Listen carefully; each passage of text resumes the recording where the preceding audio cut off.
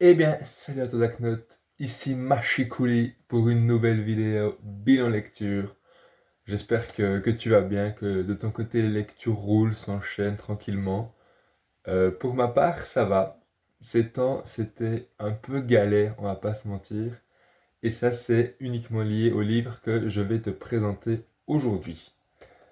On va parler de L'étrange cas du Dr Jekyll et Mr Hyde et autres récits fantastiques de Robert Louis Stevenson. Donc, ce bon vieux Robert Louis, c'est le même qui a écrit L'île au trésor. Voilà, j'ai acheté ces deux bouquins à Rouen en ne sachant pas vraiment que c'était le même auteur, mais ça fait plaisir. Et du coup, avant de commencer, j'avais un peu d'appréhension parce qu'on se souvient que l'île au trésor j'ai beaucoup aimé, mais que le style était compliqué car ça parlait beaucoup de pirates, c'était des termes très précis. Et là, ben voilà, j'avais un peu peur que ce soit la même chose. Autre petite chose avant de commencer le résumé du livre, c'est pourquoi j'ai acheté ce roman. C'est tout simplement pour faire comme avec Frankenstein, car Frankenstein, l'étrange cas du docteur Jekyll et Mr Hyde, c'est des œuvres hyper connues, mais on les connaît grâce aux films ou aux œuvres qui ont été faites après. Et moi, je ne connaissais pas le livre original. Donc, c'était pour ça, c'est pour approfondir ces connaissances-là. Et tu verras que je n'ai pas été déçu, tout comme Frankenstein. Alors, toi, je ne sais pas si tu connais l'étrange cas de Dr. Jekyll et Mr. Hyde. C'est l'histoire du Dr. Jekyll qui est la bonté incarnée, genre vraiment, qui invente une potion qui le fait se transformer en Mr. Hyde, qui lui est vraiment la pire des ordures. C'est le mal incarné, si on veut bien. Donc c'est vraiment la dualité entre ces deux personnages, entre le bien et le mal. Et l'histoire, en fait, elle nous est racontée par un ami du docteur Jekyll qui le voit de moins en moins, qui se pose des questions, qui commence d'enquêter.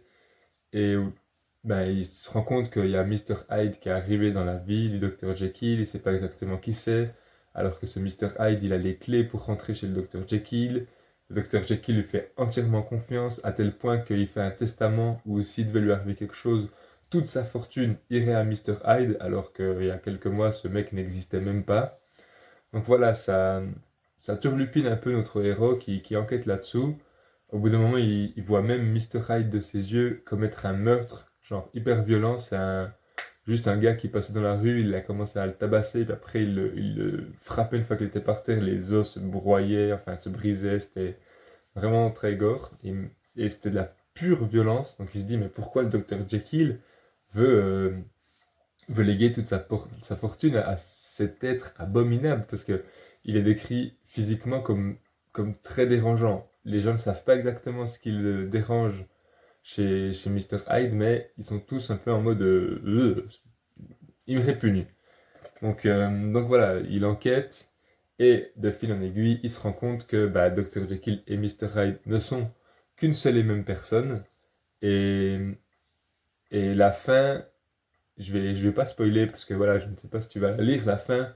Moi, elle m'a un peu retourné. J'étais pas trop prêt à ça, mais c'est une très bonne fin. Donc voilà. Et en fait, un truc que je savais pas, pour moi, Dr. Jekyll et Mr. Hyde, c'est vraiment un truc énorme que je pensais que ça allait être un gros bouquin. Donc déjà, quand j'ai acheté ça, je me suis dit, mais c'est tout petit. Et en plus, quand j'ai lu et autres récits fantastiques, je me suis dit, what the fuck? Et en fait, c'est un recueil de nouvelles.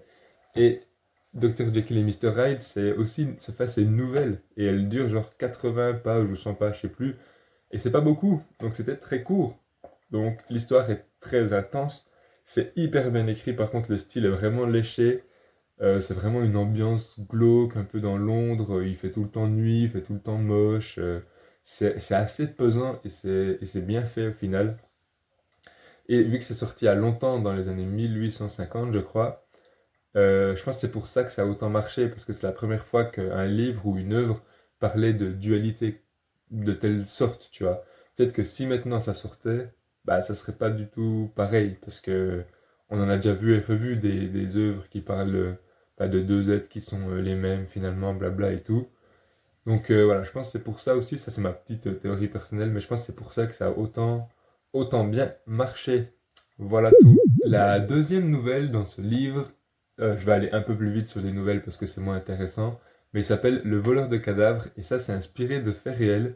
C'est que dans les années, je pense 1850, un truc dans le style, pareil enfin, quand le livre est sorti, euh, il manquait de cadavres en Irlande et en Écosse pour que les étudiants en médecine puissent les disséquer et apprendre en fait. Ils n'avaient plus beaucoup de cadavres et du coup, il y a des gens, soit ils déterraient les cadavres dans les cimetières, soit ils butaient des gens et ils les apportaient directement aux, euh, aux écoles pour qu'il y ait des cadavres. Et là, en fait, c'est l'histoire d'un de ces gars qui, au début, est juste étudiant à l'école. Il y a un prof qui le prend sous son aile. Il lui dit: Ah, il faudrait que tu me rendes des petits services, que tu ouvres, enfin, que tu réceptionnes des colis pour moi. Au fur et à mesure, il se rend compte que ces colis, c'est des cadavres. Et après, il est amené lui-même à tuer quelqu'un pour fournir des cadavres aux étudiants, enfin, à ses collègues. Et, euh, et à la fin, il y a une petite touche de surnaturel aussi qui est très très stylée et qui m'a surpris parce que jusque-là c'était très terre à terre. Donc voilà, ça j'ai bien aimé aussi, c'était une nouvelle assez courte. Elle doit faire une quarantaine de pages, un truc dans le style. Et pareil, c'était hyper bien écrit, c'était très très sombre. Pareil, il pleuvait tout le temps, enfin un peu la même ambiance que le premier, que la première nouvelle. La troisième nouvelle, elle s'appelle Les Galurons. Elle fait 60 pages, donc quasiment la même chose que Dr. Jekyll et Mr. Hyde. Et en fait, c'est là que ça m'a bloqué. J'ai dit au début de vidéo que j'ai mis beaucoup de temps, enfin je l'ai pas dit, mais j'ai mis beaucoup de temps à lire ce livre. J'ai mis quasiment 2 semaines, je pense, pour le lire. Et pour moi, c'est énorme. Parce qu'en fait, la troisième nouvelle, j'arrivais pas à me mettre dedans. Je sais pas, ça m'allait pas, tu vois. Et c'était beaucoup porté sur la chrétienté, la foi, il y avait beaucoup d'allusions à la Bible. Et en fait, c'est l'histoire d'un mec qui va vivre chez son oncle sur une petite île paumée en Écosse. Et son oncle devient fou au fur et à mesure de la nouvelle. Et il est content quand il y a des tempêtes et que des bateaux se brisent sur l'île, en fait, échouent sur l'île. Et je sais pas, pour moi c'était assez décousu, l'histoire n'avait pas vraiment de sens, c'était raconté bizarrement et j'arrivais pas à me mettre dedans, je lisais, mais tout des bouts de 10 pages, 15 pages et ça avançait pas et ça me saoulait. Et plus ça me saoulait, moins j'étais motivé pour lire, mais je me disais en même temps, ça serait con que je la lise pas parce que si je la lis pas maintenant, je vais jamais la lire après. Et du coup, ça va me frustrer, je le sais, d'avoir un livre aussi petit en plus qui n'est pas lu dans ma bibliothèque, parce que ça c'est mon esprit un peu, il faut que tout soit lu, tout soit carré, tout soit machin. Donc voilà, ça m'a pris une plombe, je pense, c'est cette nouvelle qui m'a pris 1 semaine à lire en vrai, parce que voilà, elle était longue, ça m'intéressait pas quoi. Mais j'ai réussi à aller au bout, donc c'est cool. Et la dernière nouvelle, elle s'appelle Oh là là, elle dure 40 pages. Et là, c'était un peu la même chose, c'était beaucoup la chrétienté aussi et tout, mais un peu moins et c'était un peu plus haletant. Donc ça, j'ai réussi à la lire en 2-3 jours et le livre était lu. La dernière nouvelle, elle parle d'un mec qui va vivre dans une maison en Espagne. Donc déjà, ça change, c'est la première fois que c'est en Espagne. Et là, il faisait beau. Là, il y avait le soleil, les oiseaux qui chantent, c'était la bonne humeur. Donc ça, c'était mieux aussi, c'était moins pesant. Et je pense que c'est ce dont j'avais besoin, tu vois. Le truc que j'ai pas dit sur la troisième nouvelle, c'est que ça me faisait beaucoup penser à Lovecraft.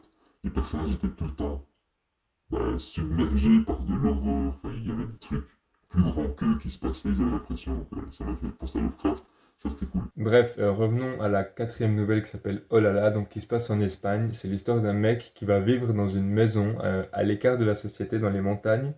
Et dans cette maison, il y a une maman qui vit avec son fils et sa fille. Donc c'est tous des adultes, hein. Et en fait, c'est une famille qui était extrêmement riche par le passé, qui était très très influente en Espagne. Et petit à petit, ils ont commencé de se marier entre eux, de faire des consanguinités. Et du coup, plus les générations avancent, plus ils sont débiles en fait. Du coup, ils inspirent un peu la peur et tout. Et le mec, il tombe amoureux, enfin le héros, il tombe amoureux de la fille. Sauf que c'est un mariage un peu impossible parce qu'elle elle dit que voilà, elle veut pas poursuivre la tradition de dégénérescence de sa famille. Enfin voilà, et à la fin, il se marie pas. Enfin bref. C'était pas une histoire incroyable, mais bon, c'est comme ça. Donc voilà, c'est tout pour ce petit livre. Je pensais pas que j'allais avoir autant de choses à dire. Les 2 premières nouvelles, donc Dr. Jekyll et Mr. Hyde et Le voleur de cadavres, sont vraiment incroyables, sont vraiment très très bien. Les deux autres, elles sont pas à mon goût du tout. Donc c'était un livre avec beaucoup de montagnes. J'ai pas réussi à roter. Beaucoup de montagnes russes au niveau de l'envie de lecture. Donc voilà, mais dès à présent, je suis déjà reparti. J'ai eu un petit row de hockey. Je suis déjà reparti pour de nouvelles lectures qui ont l'air vraiment, vraiment cool. Donc voilà, je me remets dedans et j'aurais pris un peu de retard sur mon planning, mais je pense que je vais tout de même m'en sortir. Bref, j'espère que cette vidéo t'a plu. N'hésite pas à me dire ton avis en commentaire, à me laisser un petit pouce bleu. Et puis, ben, moi, je te dis à la prochaine pour une nouvelle vidéo. Allez, double ciao!